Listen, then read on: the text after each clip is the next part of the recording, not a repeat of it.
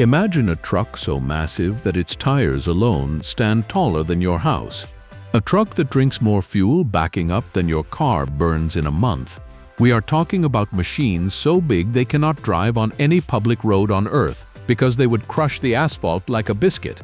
These trucks were not built for highways, they were built for the deepest, nastiest open-pit mines on the planet, where they haul loads that weigh more than a fully loaded jumbo jet. These are the 10 biggest heavy-haul trucks ever built. Number 10. The Euclid R-Series. Before the giants came along, somebody had to prove that big off-road trucks were even a good idea. That somebody was the Euclid Company out of Euclid, Ohio. Back in the 1940s and early 1950s, most mines still moved their rock and ore by rail. Trains did the heavy lifting. Trucks were small, unreliable, and nobody really trusted them for serious mining work. Then Euclid changed the game. In 1951, Euclid produced the industry's first 50-ton 3-axle dump truck, powered by twin Cummins engines. That was an unheard-of payload at the time. Before this truck showed up, a 20-ton haul was considered a big load. Euclid was known for its distinctive bright green paint, and those green machines became a common sight at mines and construction sites around the world through the 1950s and 1960s. During this period, Euclid was cranking out 2-axle and 3-axle dump trucks with capacities climbing all the way up to 105 tons. Some of the largest 3-axle models doubled as tractors, pulling even bigger end dump and bottom dump trailers behind them.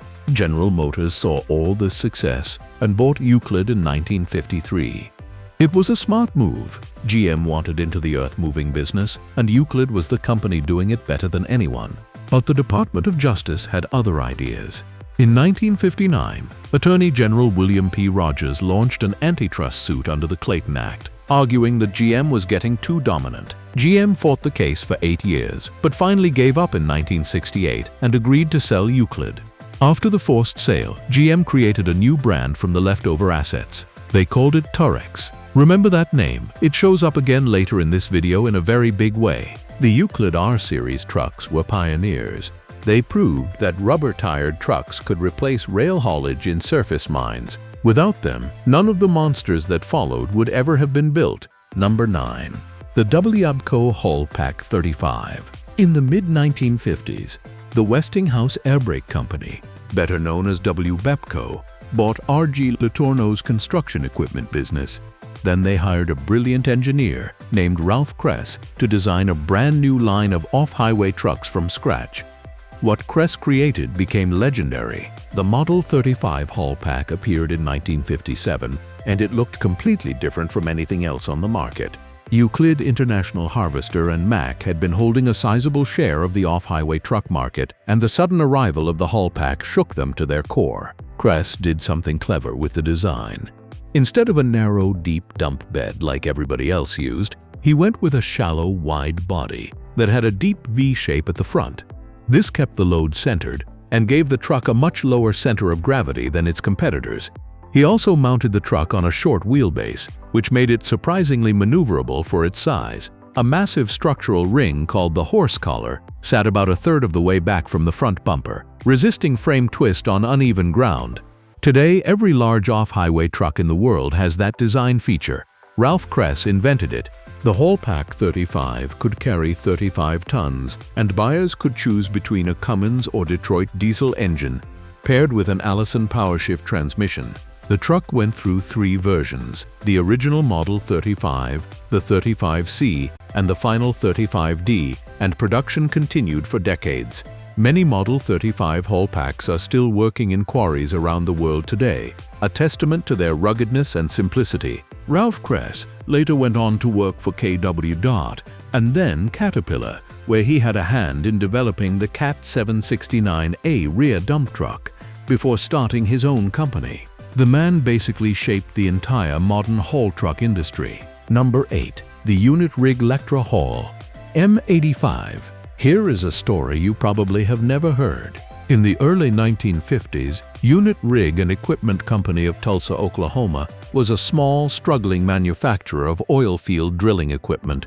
Business was so bad that instead of laying off workers during downturns, management would put them to work painting the inside of the plant and repairing tools just to keep them busy. When work picked back up, those same workers returned the favor by staying late without clocking in. That kind of loyalty changed everything. In 1958, Unit Rig partnered with General Electric to create something entirely new, a diesel-electric haul truck using GE's motorized wheel drive system. The prototype, called the M64 Lectra Haul, rolled out in 1959. It was an articulated four-wheel drive, 64-ton rear dump truck powered by a 700-horsepower Cummins diesel engine. The first production truck followed in 1963, the M85 Lectra Haul, a two-axle, 85-ton rear dump. This truck was a game-changer. Instead of a mechanical transmission grinding through gears, the diesel engine drove a generator that sent electric power directly to motors inside each rear wheel hub. The result was smoother operation, better torque on steep grades, and drastically reduced maintenance on drivetrain components. Unit Rig was the first company to use GE's motorized wheel drive in a haulage truck. They were the first to sell a fleet of diesel-electric trucks for mining. In 1965, they even tested a gas turbine engine in a mining truck. By 1970, they had pioneered diesel trolley power for open-pit operations. Over the next 2 decades, Unit Rig's Lectra haul line expanded to 9 models with payloads ranging from 85 to 200 tons, and this scrappy little Oklahoma company became the dominant supplier of large haulage trucks for the mining industry. Unit Rig eventually became a division of Terex Corporation in 1988, and the Lectra Haul name continued through several more ownership changes. But the engineering DNA from those early Tulsa days lives on in some of the biggest trucks running today. Number 7. The Wabco 120 Haulpak. By the mid-1960s, Wabco realized that mines wanted bigger and bigger trucks. The 35-ton Haulpak had been a smash hit, but copper mines and iron ore operations were demanding more. Wabco answered with the 120 series, an electric drive monster that could haul between 100 and 130 tons of rock in a single load. The 120 Haulpak used a diesel-electric powertrain. A massive diesel engine turned a generator, which powered electric motors in the rear wheels. This was a significant step up from the mechanical drive Haulpak 35. Electric drive gave the truck superior torque on steep mine grades and independent power to each wheel, which improved traction on loose, uneven haul roads. The original Model 100 and its variant, the 100C, had been introduced in the 1960s with a 1,200 horsepower electric drive system. But PepsiCo kept pushing. By the time the 120B rolled out, it was rated at 100 to 130 tons on massive 30.0051 tires. These trucks became the backbone of major mining operations across North America, Australia, and South Africa. But PepsiCo, which had become part of American Standard by 1968, kept concentrating on its Haulpak line because it was their best-performing product sector. The scrapers, wheel dozers, and graders were all eventually dropped from the catalog. The Haulpak name was what paid the bills, and the 120 series was a big reason why. Number 6. The Wabco 3200. In 1970, Wabco went absolutely massive. The 3200 was a 3-axle diesel-electric beast running on 10 enormous 33.0051 tires, powered by a 2,000-horsepower 16-cylinder Detroit diesel locomotive engine. When it rolled out for testing, it was the largest off-highway truck in series production anywhere in the world. The initial payload rating was 200 tons, but Wabco quickly bumped that up to 235 tons once the truck proved what it could handle. The later 3200B model pushed the rating to 250 tons. At the time, only the Wabco 3200 and Unit Rig Lectra haul trucks were serious competitors for the business of the world's largest open-pit mines. The 3200 was an imposing machine. 3 axles, 10 tires, and a dump body big enough to park several cars inside. The electric drive system used 2 General Electric DC motors, one in each rear wheel hub, powered by a diesel-electric generator. An advanced monitoring system protected 54 critical functions, and the truck featured the latest electronic engine controls. The 3200 series proved that trucks could replace rail haulage even in the deepest, highest-volume mining operations. It was a direct ancestor of today's ultra-class trucks that haul 400 tons at a time. Wabco eventually became part of Dresser Industries in 1984, then merged with Komatsu in 1988. The Haulpak name continued through all these ownership changes, a brand so respected in the industry that nobody dared kill it. Number 5. The Terex 3319 Titan. Now we arrive at a true legend. The Terex 3319, known simply as the Titan, was assembled at General Motors' Diesel Division plant in London, Ontario, Canada, in 1973. When it was finished, it was the largest, highest-capacity haul truck ever built, and it would hold that record for an astonishing 25 years. The numbers are staggering. Payload capacity 350 short tons, empty weight 254.8 short tons, gross vehicle weight when fully loaded 604.8 short tons. That is over 1,200,000 pounds rolling on 3 axles.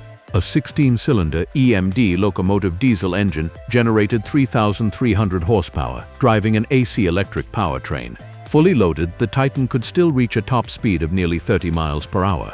GM predicted that when the Titan entered regular production, each unit would cost approximately $1.5 million in 1976 dollars. But the Titan never entered regular production. The worldwide coal market softened in the late 1970s, and mines economized by rebuilding existing equipment or buying smaller trucks with proven track records. Only one Titan was ever assembled. That single truck went to work at Kaiser Steel's coal mine near Sparwood, British Columbia. The mine changed hands several times, first to BC Resources in 1980, then to Westar Mining in 1983. Westar repainted the Titan from its original Terex lime green to blue and yellow, and then bought it outright from General Motors for just $200,000 plus $1 million in spare parts. During Westar's ownership, the Titan had an uptime rate exceeding 70% and regularly hauled loads over 350 tons. Westar retired the Titan from service in 1991 after 13 years of productive work. In 1993, Tech Corporation offered it for preservation. Today, the Titan sits restored on Highway 3 in Sparwood, British Columbia, a tourist attraction and a monument to an era when engineers dared to build the biggest machine on the planet. Number 4. The unit-rigged Lectra haul. M200 unit rig did not stop at 85 tons. Through the 1970s, the Tulsa company kept scaling up its Lectra haul line, and the M200 represented a massive leap, a 2-axle rear dump truck with a 200-ton payload capacity. This was groundbreaking. Unit Rig was the first company to build a 200-ton, 2-axle rear dump truck. Most competitors thought you needed 3 axles to carry loads that heavy. Unit Rig proved them wrong. With a combination of GE's powerful motorized wheel drive, a robust frame design, and massive tires that could support the enormous gross vehicle weight, the M200 used the same diesel-electric concept that had made the Lectra haul famous. Diesel engine turns generator. Generator powers wheel motors. Wheel motors provide direct drive. No transmission, no drive shaft, no differential. This simplicity meant fewer components to break and easier maintenance in the harsh conditions of open-pit mines. The truck found homes in copper mines, iron ore operations, and coal fields around the world. Unit Rig's reputation for customer service, built on that same oil field mentality from the struggling 1950s, helped them compete against much larger companies. Miners trusted Unit Rig because when something broke, Unit Rig showed up and fixed it. That kind of service goes a long way when a broken truck means thousands of tons of ore sitting unmoved. Number 3. The Caterpillar 789. Caterpillar entered the big mining truck game relatively late compared to companies like Wabco and Unit Rig, but when Cat decided to get serious, they did it the Caterpillar way, with overwhelming engineering muscle and an entirely mechanical drivetrain. The first Caterpillar 789 trucks rolled out in 1986 with a payload capacity of 177 tons and an engine producing 1,770 horsepower. While competitors were using diesel-electric hybrid drives, Cat stuck with a traditional mechanical powertrain, diesel engine, torque converter, planetary power shift transmission, and good old-fashioned drive shafts to the rear axle. Cat believed that a well-engineered mechanical system was simpler, more efficient, and cheaper to maintain than an electric drive setup. For many mine operators, they were right. The 789 was designed so its controls worked much like an ordinary truck, a deliberate choice to shorten the learning curve for operators. But this was no ordinary truck. It had multiple braking systems, a traditional brake pedal, a secondary brake pedal for the retarder, and a lever to the right of the steering wheel for less intense braking. The drivetrain would even automatically downshift on descents to help control speed. The 789 series has been continuously updated since 1986, going through the 789B, 789C, 789D, and current variants. But the fundamental architecture that CAT established in that first model, mechanical drive, box section frame with castings and forgings in high-stress areas, and deep penetrating wraparound welds remains essentially the same. CAT designed the 789's frame, powertrain, engine, and components to be rebuilt, delivering multiple lives of like-new performance at a fraction of the new price. That philosophy is why mines have been running 789 trucks for nearly 4 decades. Number 2. The Belaz 75710. Now this is where things get ridiculous. Imagine a machine so large that it needs 2 engines just to move itself. Not 2 engines for power upgrades. 2 engines because a single one simply isn't enough. The Belaz 75710, built in Belarus, is officially the largest haul truck ever constructed. It debuted in 2013 and completely rewrote the limits of what a mining truck could be. Let's talk numbers. Payload capacity, 450 metric tons. That is nearly 1 million pounds of material in a single load. You could stack multiple fully loaded Boeing 737s worth of weight, and this truck would still move it. To handle that insane load, Belaz didn't just scale things up. They rethought the entire design. Instead of the traditional 2-axle layout, the 75710 uses 4 axles and 8 massive tires. Each tire alone is over 13 feet tall and costs tens of thousands of dollars. Standing next to one feels like standing beside a small building. Power comes from 2 16-cylinder diesel engines, each producing around 2,300 horsepower. 1,600 horsepower, feeding an advanced diesel-electric system that drives all 8 wheels. Yes, this thing is all-wheel drive, something almost unheard of at this scale. And despite weighing more than most naval ships, the 75710 can still reach speeds of about 40 miles per hour when empty. But here's the crazy part. This truck exists because mines demanded it. Modern megamines needed fewer trips, lower fuel cost per ton, and maximum efficiency. Instead of running multiple smaller trucks, one 75710 can do the work of several machines. It currently operates in massive open-pit mines in Russia, hauling iron ore in conditions so extreme that most machines wouldn't last a week. The Belaz 75710 isn't just a truck. It's the moment the industry said, what if we just removed the limit entirely? Number 1. The Caterpillar 793. We finish with the machine that became the workhorse of modern mega mining. Caterpillar introduced the 793 in 1990, stepping up from the 789 with a payload capacity of 240 short tons and a gross vehicle weight pushing well over 1 million pounds. Like its smaller sibling, the 793 used a mechanical drivetrain. No electric motors, no generators, just a massive CAT diesel engine, channeling power through a torque converter and planetary transmission to the rear axle. The 793 arrived at exactly the right moment. Through the 1990s, mining operations worldwide were scaling up dramatically. Copper mines in Chile, iron ore operations in Australia, gold mines in Nevada. They all needed trucks that could move more material per cycle to keep costs down. The 793 delivered exactly that. What made the 793 special was not just its raw size, but its total cost of ownership. CAT designed every major component to be rebuilt. Engines, transmissions, axles, and frames could all be refurbished to like-new condition at a fraction of the replacement cost. This built-to-be-rebuilt philosophy meant a single 793 could have 2 or 3 productive lives over decades of operation. Mine operators loved this because it turned a massive capital expense into a manageable, predictable maintenance cost. The 793 series has gone through multiple generations. The 793B, 793C, 793D, and 793F, with each version adding more payload, more horsepower, and better technology. But the bones of the machine trace back to that original 1990 design. The 793F, the current model, produces over 2,650 horsepower and can carry 256 tons. It remains one of the most popular and widely deployed ultra-class haul trucks in the world. At mines everywhere, from the remote deserts of Mongolia to the frozen wastes of northern Canada, fleets of 793 trucks are running right now. Some of them 20 or more years old, still hauling rock, still making money, still earning their keep, one 240-ton load at a time. If you found this video interesting, smash that subscribe button. Drop a comment and tell us which truck on this list impressed you the most. We would love to hear from you.